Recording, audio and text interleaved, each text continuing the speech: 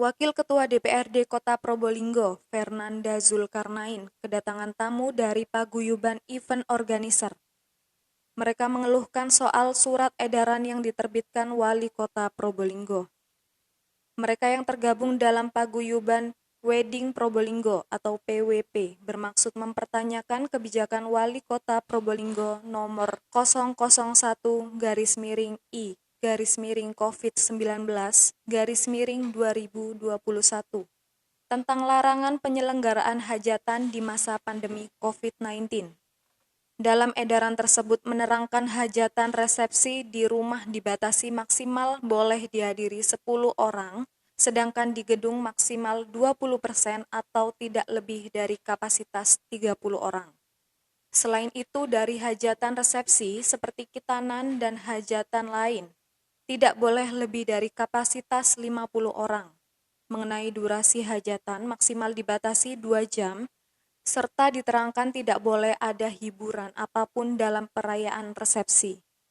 Putri Arifin perwakilan PWP menyampaikan terkait perayaan resepsi. Selama ini PWP sudah menjalankan dengan sangat ketat. Protokol kesehatan sudah dijalankan, namun dengan adanya SE terbaru ini sangat merugikan wirausahawan. Pihaknya menyebut tidak ada ajakan dari pemerintah sebelum membahas dan mengeluarkan surat edaran. Para I.O. juga mengeluhkan dampak dari kebijakan. Menurutnya, ini sangat berdampak dan terkesan tidak masuk akal dalam poin-poin yang tercantum, seperti tidak ada hiburan dalam bentuk apapun. Di sisi lain, menurut Yulian Chandra, manajer Gedung Widya Harja, yang menyampaikan kejanggalan pemangkasan waktu perayaan menjadi 2 jam, sedang sebelum selama pandemi sudah diterapkan 3 jam. Secara terbuka, Fernanda menampung aspirasi PWP dalam kunjungannya menemui langsung untuk mengeluhkan SE Wali Kota yang dianggap ada kesalahan. Dari DPRD sendiri akan menyuarakan aspirasi ke pemerintah daerah supaya ada kajian ulang. Fernanda mengapresiasi langkah pemerintah dalam upaya menekan angka penyebaran COVID-19. Namun di sisi lain harus diperhatikan adalah dampak ekonomi. Semua komponen masyarakat yang terdampak harus diajak komunikasi di awal. Wakil Ketua DPRD ini juga mengukur efektivitas kebijakan yang telah diterapkan, sampai mana tingkat efektivitas kebijakan pemerintah daerah dalam penanganan COVID-19. Kebijakan harus ada outputnya, seperti apa kemauan pemerintah, apakah sudah sesuai ataukah belum. Ya tetap intinya tugas kami adalah menyuarakan, kami menampung aspirasi, kami menyuarakan ke pemerintah daerah selaku pembuat kebijakan tersebut. Tadi kan saya utarakan memang niatnya mungkin pemerintah daerah kan baik untuk menekan COVID itu. Cuman ini terjadi menurut saya karena yang pertama adalah yang terimbas tidak diajak berbicara di awal sebelum kebijakan itu diterbitkan. Sah, secara undang-undang pemerintah mengedarkan surat edaran itu sah. Cuman kan pada saat kita memanggil semua komponen masyarakat, sehingga dasar kebijakan itu ada untuk masyarakat juga. Toh kembalinya kebijakan itu untuk masyarakat. Itu yang poin yang pertama. Poin yang kedua adalah kurangnya sosialisasi tentunya. Nah ini sebelum ini saya juga ditanya oleh orang yang sudah membuat hajatan itu tanggal 5 ini kok tiba-tiba berubah kan seperti itu, sehingga kan sosialisasinya kurang. Gitu. Jadi intinya menurut saya 2 poin itu sehingga membuat mereka tentunya mereka sangat terimbas, pasti sangat terimbas. Ekonomi mereka juga terimbas. Tidak ada interval waktu ya. Itu masalah dan tidak ada jenjang waktu. Jadi tiba-tiba sudah seperti itu.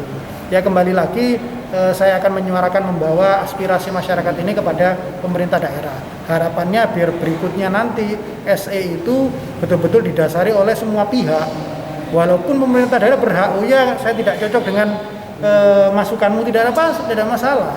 Tapi kan mereka diajak berbicara minimal. Permintaan Mas Nanda barangkali ada revisi untuk SE atau dicabut atau bagaimana? Oh tentunya sebelum bicara itu kita kaji ulang. Seperti yang saya bicarakan kemarin saya diwawancara masalah SE yang jam malam. Ya. Nah harusnya ini kan sudah hampir 1 bulan berjalan. Harusnya dari pemerintah membicarakan ini loh hasilnya. Nah, ternyata apa betul jam malam itu COVID itu ada hanya jam malam. Nah itu kan kita juga wajib tahu, kita harus tahu sampai di mana. Bukan harus dilaporkan, tapi kan kita harus tahu sehingga kita, oh iya pemerintah itu benar, kan begitu. Kan harus ada outputnya. Nah, apa benar itu hanya jamalan, terus bagaimana dengan masyarakat yang terimbas? Sampai saya berbicara kepada salah satu media bahwa lah kalau memang seperti itu wajib dilaksanakan, bahwa ya ada subsidi bantuan untuk mereka yang terimbas. Dana Covid kita juga besar untuk jejaring sosial. Kan tahun kemarin hanya 3 bulan berupa sembako saja. Selama ini dari pemerintah pusat. Banyak dari pemerintah pusat. Padahal pemerintah daerah masih belum ada yang 3 bulan itu yang sembako itu. Ada rencana mungkin untuk di RDP kan terkait dengan SE terbaru ini? Nah kalau itu nanti terserah dari teman-teman itu, teman-teman yang memang melaporkan ingin RDP dengan komisi ya, seperti itu. Tapi RDP kemarin yang soal SE untuk revisi jam malam itu belum diperbarui sampai sekarang rekomendasinya ya, dari DPRD. Rekomendasi dari Komisi 2 yang saya tahu masih belum di sudah sampai ke eksekutif sudah belum? Sampai ke eksekutif, cuman kan memang pihak eksekutif, terserah eksekutif mau memperbarui itu seperti apa. Makanya di kebijakan itu harus ada outputnya. Kalau eksekutif tidak mau memperbarui, berarti kan sudah berhasil seperti apa keberhasilan itu. Itu yang paling penting sebenarnya. Mereka hanya ingin diajak bicara. Mereka sangat terimbas. Ya, seperti gedung Widyatya sendiri itu sudah menyesuaikan tidak, menurunkan harga promosi walaupun sampai saat ini masih Iya, terdaftar? kalau menurunkan juga kita sudah memberikan diskon kebanyakan juga ya, karena sekarang dari durasi 2 jam menjadi ke 3 jam itu juga berdampak ini. Terus habis itu banyak larangan, sekarang nggak boleh ada elektron, penyanyi, jadi dari situ juga pasti banyak batasan undangan tamu juga pastinya udah ada pembatasan juga, jadinya klien-klien lebih memilih lebih baik saya nikahan di rumah. Jadi kan sangat berdampak juga buat gedung.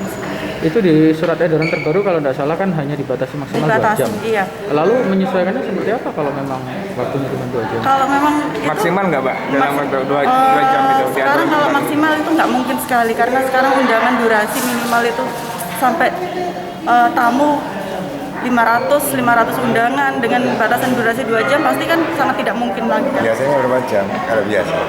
Standar waktu selama COVID ini 3 jam. Ini datang ke DPRD dalam rangka apa? Dalam rangka menyuarakan, mewakili suara hati teman-teman Paguyuban Wedding Probolinggo, Mas. Jadi terkait dengan surat edaran terbaru 29 Januari 2021, di mana itu isinya tentang larangan-larangan yang terus terang iya sangat berdampak bagi teman-teman vendor gitu, bukan hanya 1-2 orang tapi memang seluruh vendor wedding yang dimana isinya itu ada dekorasi, gedung, catering, teman-teman entertain dan lain sebagainya, itu terdampak semua, Mas, termasuk klien wedding yang sudah deal untuk 2-3 bulan terakhir ini ya, Mbak ya, seperti itu. Apa memang tidak diajak untuk pembuatan SE itu?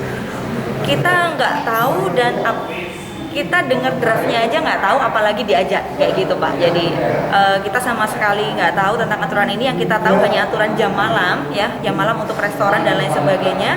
Karena selama ini, selama event wedding ini sudah berjalan sesuai proses yang sangat ketat. Bahkan para WO pun dari awal itu tamunya sudah di tracing alamatnya. Jadi prosedur ketika untuk memasuki sebuah event wedding itu WO tanya dulu alamatnya, namanya secara lengkap, habis dari mana, setelah itu ditermogan pakai hand sanitizer, cuci tangan, dan ketika masuk ke dalam gedung juga nggak lepas masker. Begitupun juga dengan teman-teman entertain itu jauh dari para undangan, dan undangan pun selama ini juga sudah dibagi per sesi supaya di dalam gedung itu nggak lebih dari batas manusia yang dibolehkan di dalam gedung, seperti itu. Tapi kenapa kok masih aturan-aturan yang atau kok masih diterbitkan aturan-aturan yang sekarang ini malah kesannya Nggak boleh ada wedding, malah nggak boleh ada resepsi kayak gitu. jumlah batas tamu juga Apa yang harapannya dari SE? Ya, harapannya semoga pemerintah betul-betul mendengar dan mengerti ungkapan hati kami ya. Jadi kami di sini sama-sama takut dan khawatir dengan COVID, tapi di satu sisi kehidupan masih harus tetap berjalan. Mengertilah bahwa kita ini bukan warga yang punya gaji bulanan, tapi kita adalah para wirausahawan yang mencari pekerjaan itu dengan profesi kita masing-masing. Jadi mohon mengertilah ketika surat edaran ini diperketat sedemikian rupa, nggak diperbolehkan ini dan itu, padahal selama ini kita sudah taat protokol kesehatan, mengertilah bahwa itu sama dengan mematikan sandang pangan kami, seperti itu. Dari Probolinggo, Mas Udi, NTV Kita melaporkan. NTV